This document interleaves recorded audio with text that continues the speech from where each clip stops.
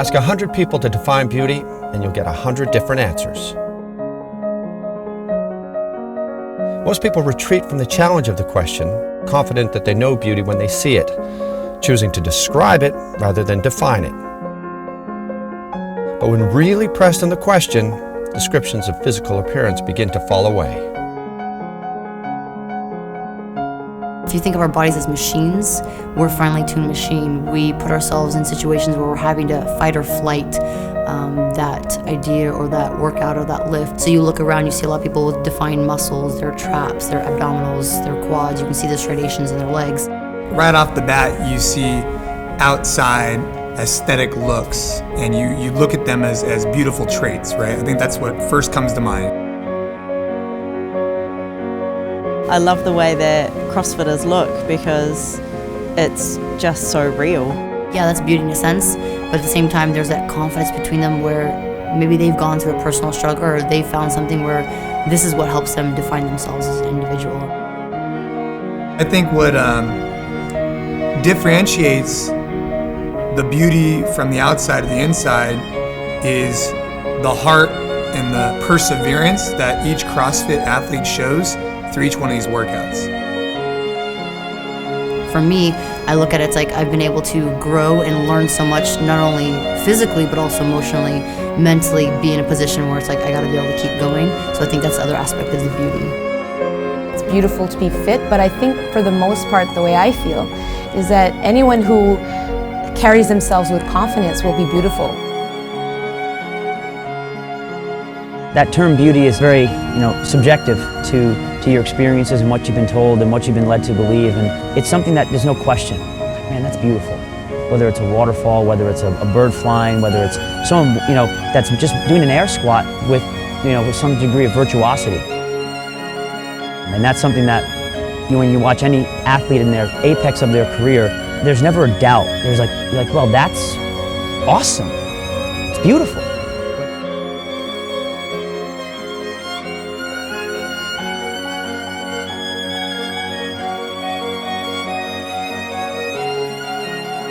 I wonder if perhaps a woman that is thinking more about looking like a girl in a fashion magazine, that's what they see as feminine. And looking at bulky muscles to them is seeing some kind of masculinity. Growing up, you get a stigma of women aren't supposed to be in the gym getting stronger, lifting. It's like, oh, go run. And you talk to a lot of women that have never done anything. I haven't lifted weights in 20, 30 years. The heroin chic glorified by the fashion industry is at its root inhuman. It demands that life's rich resources, mobility, strength, even intelligence, be squandered in the pursuit of a pitiful aesthetic. So hopefully over the years, what I can expect from my daughter is that there'll be a blend and a cultural shift from looking at just the aesthetic look to looking at how well can this person perform. There are people who spend their entire lives allowing their reflection in the mirror determine their self-esteem, submitting to a cultural judgment established decades ago. But in CrossFit gyms all over the world, mirrors are conspicuous by their absence. Fitness is gauged in reps, in speed, power, virtuosity, and beauty is measured in joy and in pride. That's really what CrossFit's about, making life better. People would be like, oh, wait till you're in your 30s or wait till you're in your 40s. You'll know what it's like. It's really hard to keep the weight off and it just starts piling on and things like that. I'm not scared of that anymore. And we get wrapped up in the games and it's sexy and it's fun, but gosh, to be able to just say, yeah, I can do that. Maybe not as fast, maybe not as much, but I can do that. Puts you head and shoulders above the majority of the human population, and that's beautiful to me. If you want to look good, do stuff well and do what life demands of you, and everything else will fall into place. If we could get people to focus more on their own health and well-being, I think everything would just become secondary to that. When you see them grow, male and female, as clients that just learn to move and learn to be aware of their body, the comfort they have, you can see it, their shoulders are back, their chin is up, and they just become just different people, and it's really fun to watch the progression. Everyone comes in the gym, they want to lose weight, they want this or that. Next thing you know, I want my first pull-up. I want a body weight clean.